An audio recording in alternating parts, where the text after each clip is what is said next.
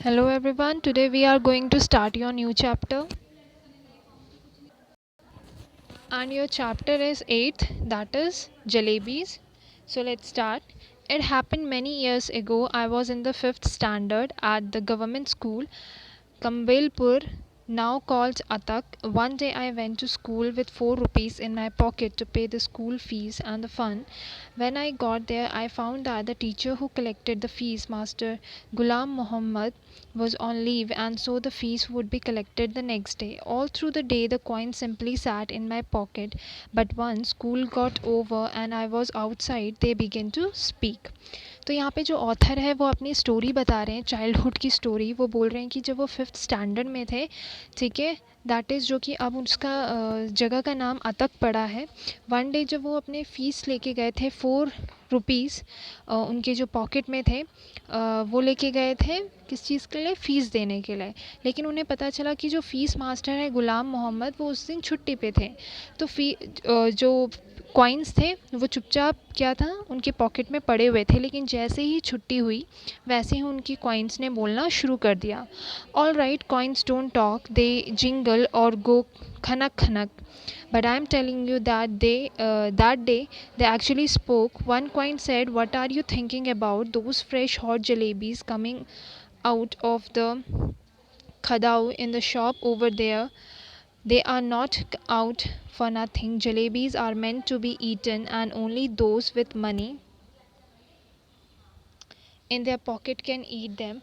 And money isn't for nothing. Money is meant to be spent, and only they spend it who like jalebis." ठीक है. तो वैसे तो जो coins हैं वो बोलते नहीं हैं, वो हमें पता है नॉन लिविंग थिंग्स हैं. लेकिन उनमें से आवाज़ आती है दैट इज़ खनक खनक की, है ना. जब हम चलते हैं तो हमारे मूवमेंट की वजह से, हमारे पैरों की मूवमेंट की वजह से जो कॉइन्स हैं वो हिलते हैं. तो जो बॉय है यहाँ पे, ऑथर है, वो इमेजिन कर रहा है कि उसमें से एक कॉइन बोलता है कि जो पैसे हैं वो खर्चने के लिए बने हुए हैं, स्पेंड करने के लिए बने हुए हैं, और तुम सामने बहुत हॉट हॉट जलेबीज देख रहे हो, और जलेबीज़ वही खरीदता है जिसके पास पैसे हों. Look here you 4 rupees, I said to them, I am a good boy, don't misguide me और it won't be good for you. I get so much at home that I consider even looking at something in the bazaar a sin. Beside, you are my fees and fun money. If I spend you today, then how shall I show my face to Master Ghulam Muhammad in school tomorrow, and after that to Allah Mia at Qayamat? You probably don't know if it, but when Master Ghulam Muhammad gets angry and makes you stand on the bench, he simply forgets to let you sit till the last bell rings. So it's best you stop chewing at my ears like this and let me go home straight.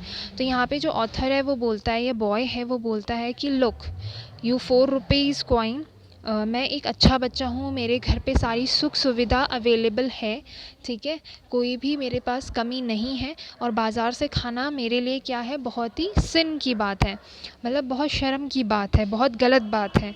और मेरे बारे में गुलाम मोहम्मद क्या सोचेंगे, ठीक है. और अगर उन्होंने मुझे बेंच पे खड़ा कर दिया फ़ीस ना लाने की वजह से, तो क्या हो गया, वो मुझे लास्ट जब तक बेल नहीं रिंग होती है तब तक वो भूल जाते हैं, ठीक है. और अब तुम बोलना बंद करो मेरे सामने, मैं सीधे घर जाऊंगा.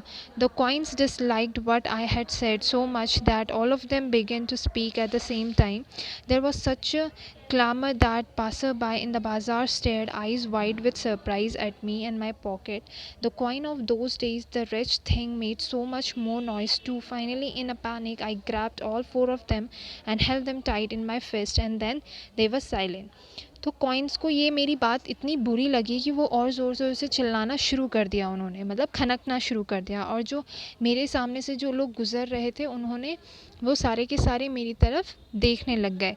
लेकिन मुझे भी गुस्सा आया और मैंने क्या किया, मैंने फटाफट से उन्हें पॉकेट में ही अपने फिस्ट में, मतलब अपनी मुट्ठियों में पकड़ लिया और चुपचाप घर की तरफ बढ़ चला. After taking a few steps I लूजन my grip.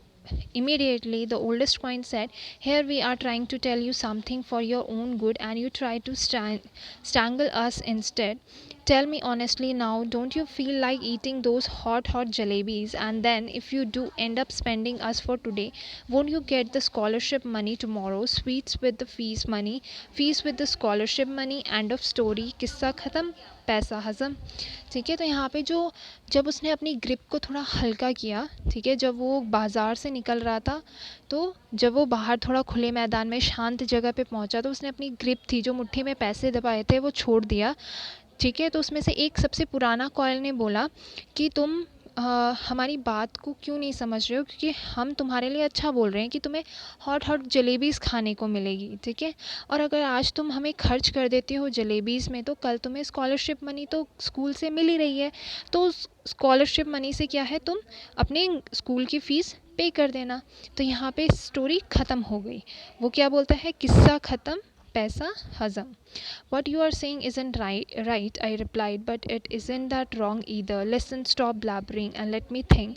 I'm not a common sort of boy, but then these jalebis are no common sort of jalebis either. They are crisp, fresh and full of sweet syrup. ठीक है, अब वो सोचने लगता है कि yes, तुम गलत भी नहीं हो लेकिन तुम सही भी नहीं हो, ठीक है, तो अब तुम बोलना बंद करो, और मैं एक कोई कॉमन आम बच्चा नहीं हूँ। लेकिन उसके दिमाग में ये भी बात आ रही थी कि ये आम जलेबीज़ नहीं है, ये बहुत ही क्रिस्पी है, फ्रेश है, और इसमें बहुत ज़्यादा सिरप है इन जलेबीज़ में। My mouth watered, but I wasn't about to be swept away so easily. In school I was among the most promising students. In the fourth standard exams, I had even won a scholarship for 4 rupees a month. Beside, I came from a particularly well-to-do family, so I enjoyed considerable prestige. I had never once been beaten so far. On the contrary, Master G had got me to beat the other boys. For a child of such status standing there in the middle of the bazaar eating jalebis, no, it wasn't right, I decided.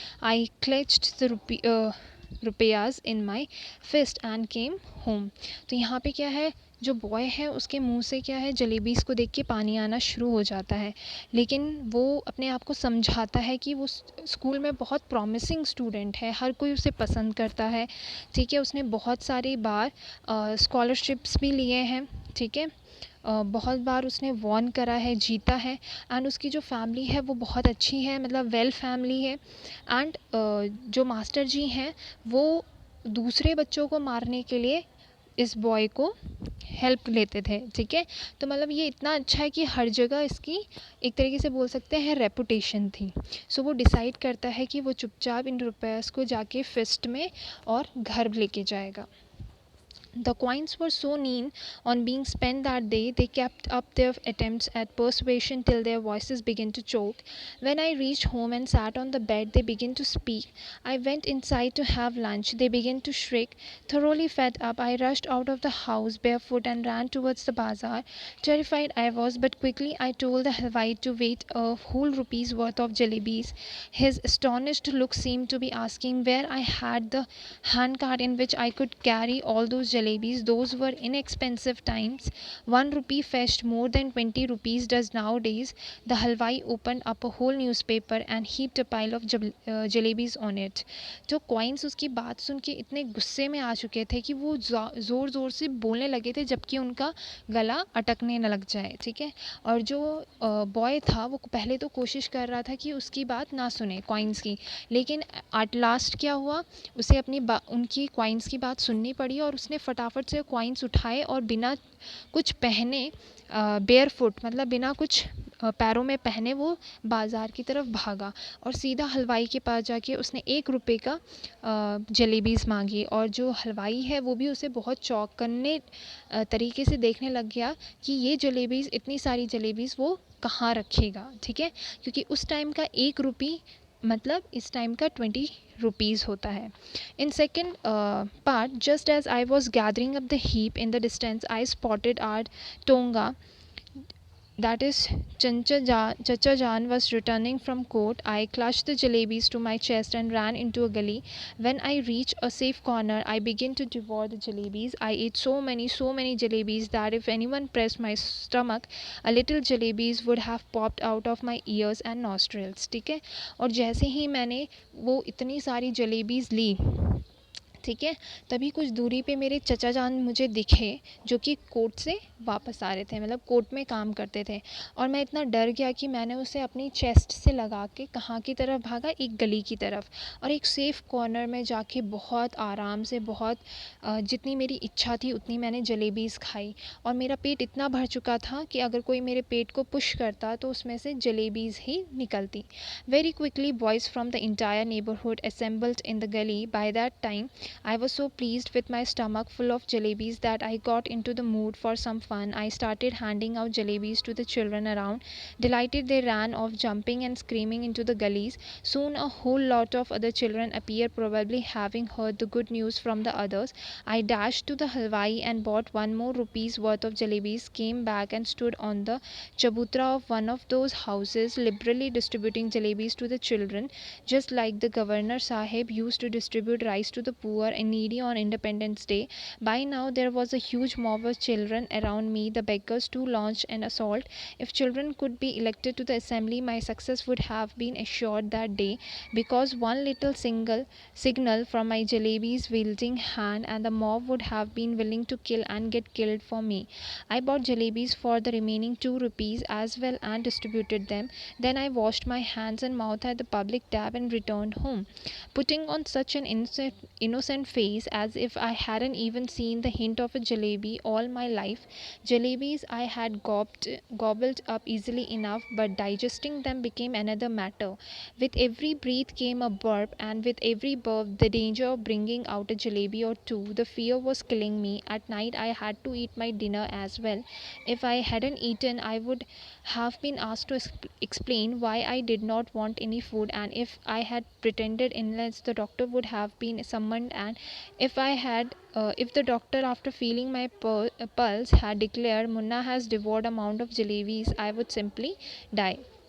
तो यहाँ पे वो बहुत जल्दी जल्दी अपने जो neighbour, क्योंकि उसके पास बहुत ज़्यादा जलेबीज़ थी, भर पेट खाने के बाद भी बहुत सारी जलेबीज़ बच रही थी, तो वो वहाँ पे लोग जो बच्चे थे उनको उसने देना शुरू कर दिया।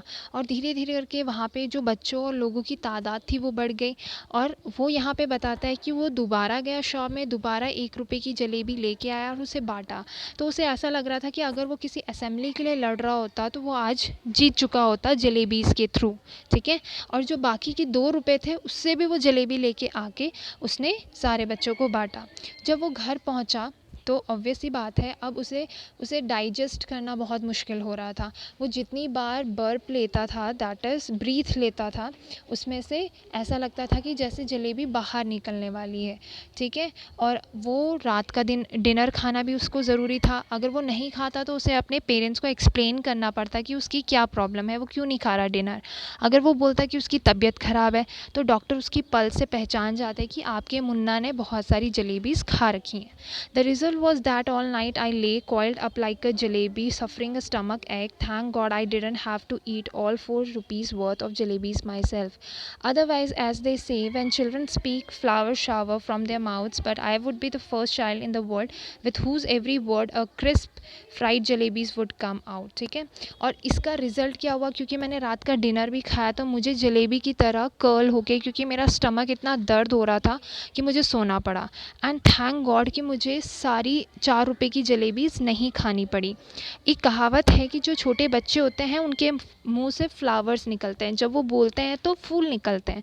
लेकिन मैं दुनिया का सबसे पहला बच्चा होता कि अगर मैं जो बोलता तो मेरे मुंह से जलेबीज़ निकलती। ठीक है।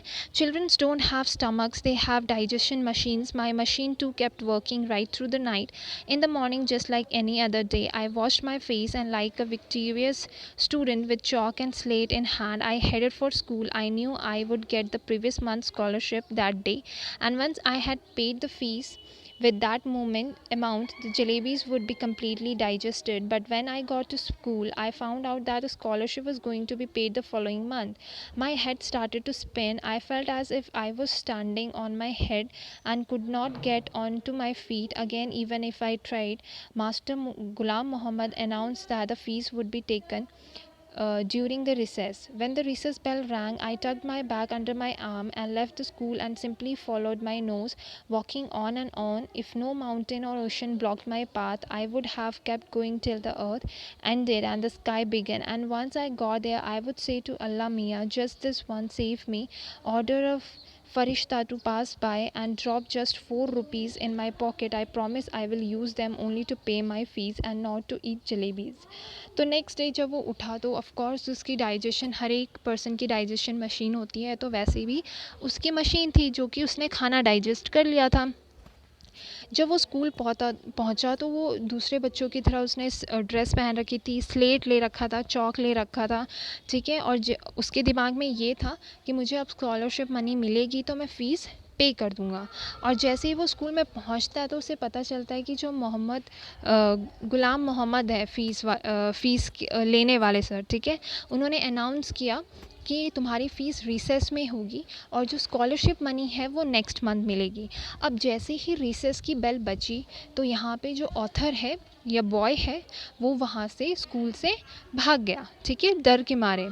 And I will use them only to pay my fees. और भगवान से क्या बोल रहा है, हे अल्लाह मियाँ, कि अगर कोई फ़रिश्ता भेज दो और उसके हाथों मुझे 4 रुपए दिलवा दो, और ये रुपए मैं सिर्फ फ़ीस पे करने के लिए दूंगा, ना कि जलेबी खाने के लिए।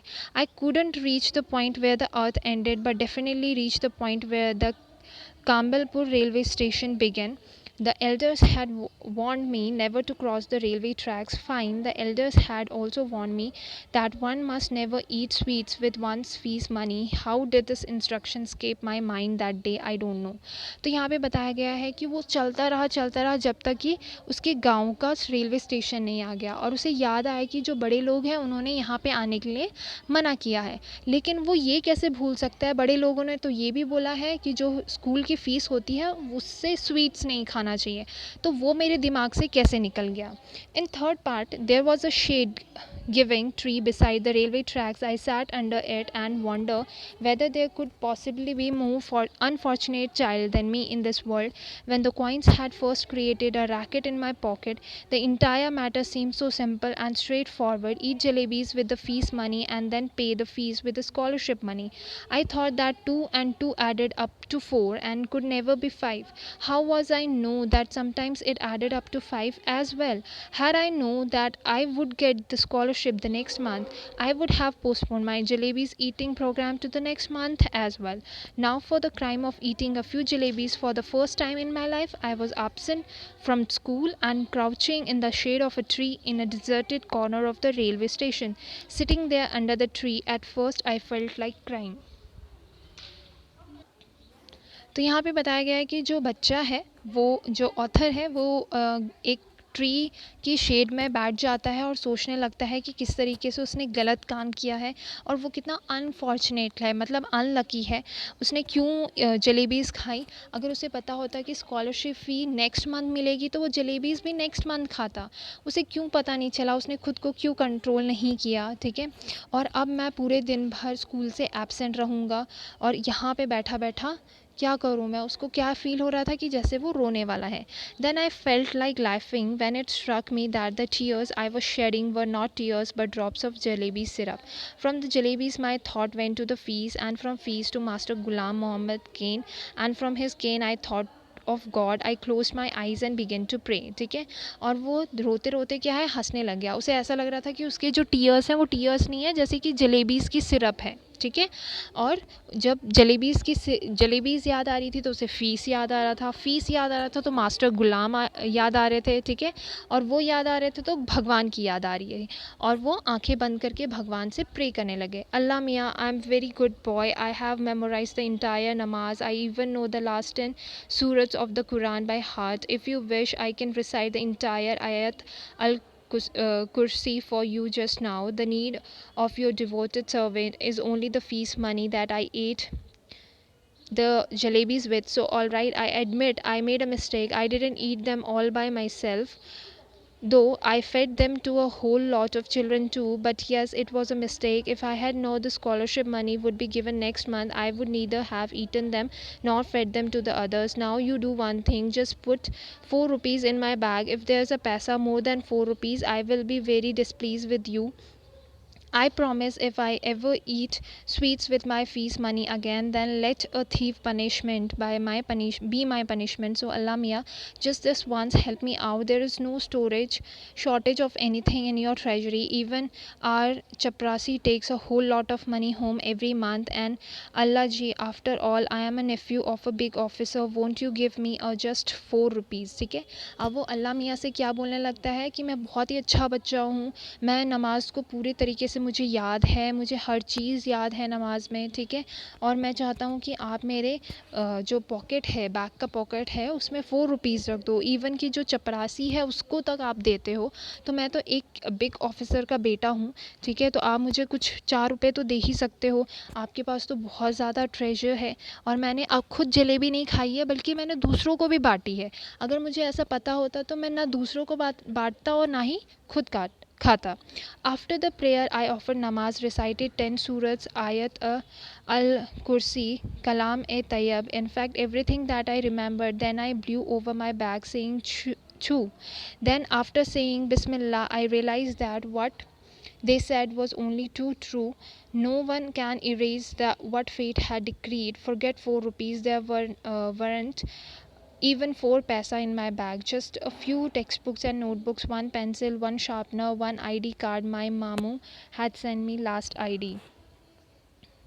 तो यहाँ पे बताया गया है कि वो सारी प्रेयर्स करता है और लास्ट में अपनी बैग की तरफ छू करके बोलता है, जैसे हम मैजिक करते हैं, ठीक है.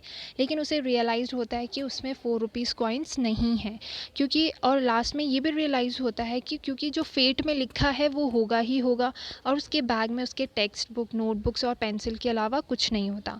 आई felt like crying loudly as I could, but then I remember that school must have ended and the children must be on their way home. Tired and defeated, I got up from there and walked to the bazaar and waited for the school bell to ring, so that when the children came out, I too would walk home with them as if I had come straight from school.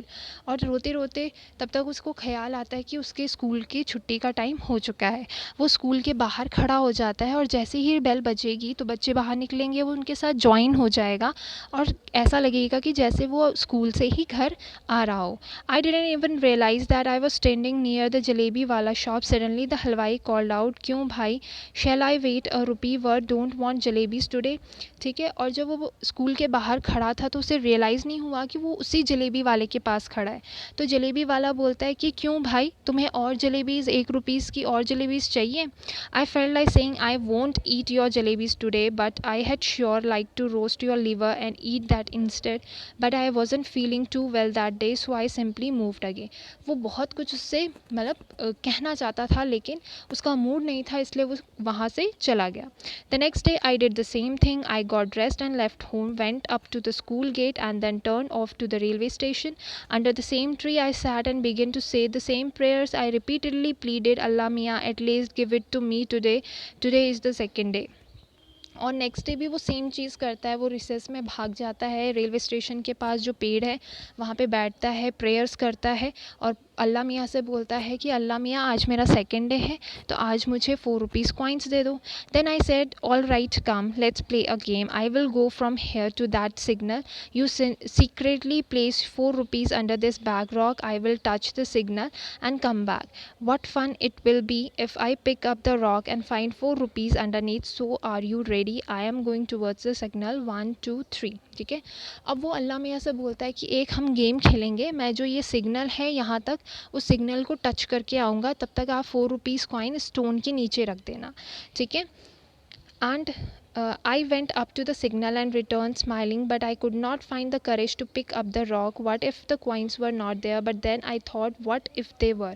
और जैसे ही वो signal को touch करके वापस आता है अपने जहाँ पे वो पेड़ था वहाँ पे, ठीक है, तो वो पहले तो स्माइल करता है, सोचता है कि मैं इस पत्थर को उठाऊं या नहीं उठाऊं. ठीक है. Finally after saying Bismillah, when I lifted up the rock, this big hairy worm got up and curling and twisting wriggled towards me.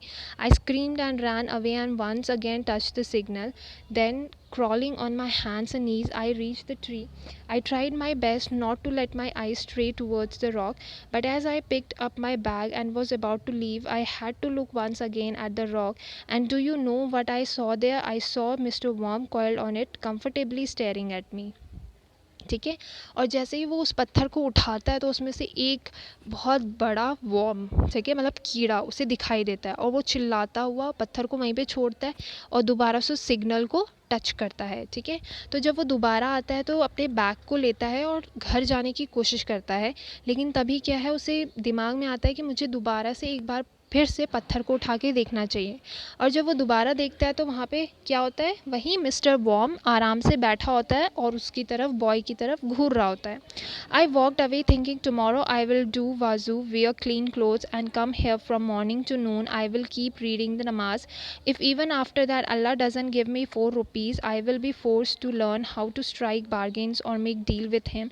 After all, if my Allah does not give me my 4 rupees, then who will? That day when I returned home, apparently from school and actually from the railway station, I was caught. The report of my absence had reached home. It's useless to relate what happened after that. ठीक है। और जब वो वापस जा रहा होता है तो वो सोचता है कि मैं कल दोबारा आऊँगा, अच्छे कपड़े पहन के आऊँगा और अल्लाह मियाँ से दोबारा यहाँ पे बैठ के नमाज़ करूँगा और अल्लाह मियाँ से दोबारा एक डील करूँगा, ठीक है। और हमेशा डील करता रहूँगा, क्योंकि अगर वो 4 रुपीज़ कॉइन नहीं देंगे तो कौन देगा, ठीक है। और लेकिन एक्चुअली जब वो घर पहुँचा उस दिन तो उसने पाया कि ऑलरेडी वहाँ पे सब लोगों को, उसके पेरेंट्स को खबर हो गई थी कि ये रिसेस में भाग जाता है। जो रेलवे स्टेशन वाले थे उन्होंने भी खबर करी थी और जो स्कूल वाले थे उन्होंने भी इन्फॉर्म कर दिया था उसके पेरेंट्स को, और उसके बाद क्या हुआ वो बताना यूज़लेस है। Well, whatever happened happened, but up to the 7th or 8th grade standard I kept wondering, if Allah Mia had sent me 4 rupees that day, what harm could it have possibly caused anyone? It was only later that I came to the conclusion that if Allah Mia were to provide for all the asking, then man would even today be living in the nest like vultures and crows and would not have learned the art of making jalebis, ठीक है। तो यहाँ पे वो बोलता है कि जो हो गया अब सो हो गया, ठीक है, क्योंकि उसके बाद ऑब्वियसली बात है उसके पेरेंट्स को पता चल गया तो उसे क्या मिलेगी, पनिशमेंट मिलेगी। लेकिन वो सोचता है कि जब वो 7th और 8th ग्रेड में था तब भी वो सोचता था कि अल्लाह मियाँ अगर मुझे 4 रुपये दे देते तो क्या हो जाता। लेकिन जब मैं बड़ा हुआ तो अब मुझे रियलाइज़ होता है कि अगर अल्लाह मियाँ उस दिन मुझे 4 रुपये दे देते तो मैं भी क्या है, बहुत ही ज़्यादा लेज़ी बन जाता। एंड जो लोग हैं जो मांगते रहते हैं, प्रेयर करते रहते हैं, भगवान से कुछ ना कुछ मांगते रहते हैं, अगर भगवान भी उन्हें देने लग जाएंगे तो वो क्या है, वो बैठे बैठे काम करने लगेंगे। तो फिर जलेबीज़ कौन बनाएगा और कैसे सीखेगा जलेबी बनाना, ठीक है। If you have any doubts you can freely ask me. Thank you everyone.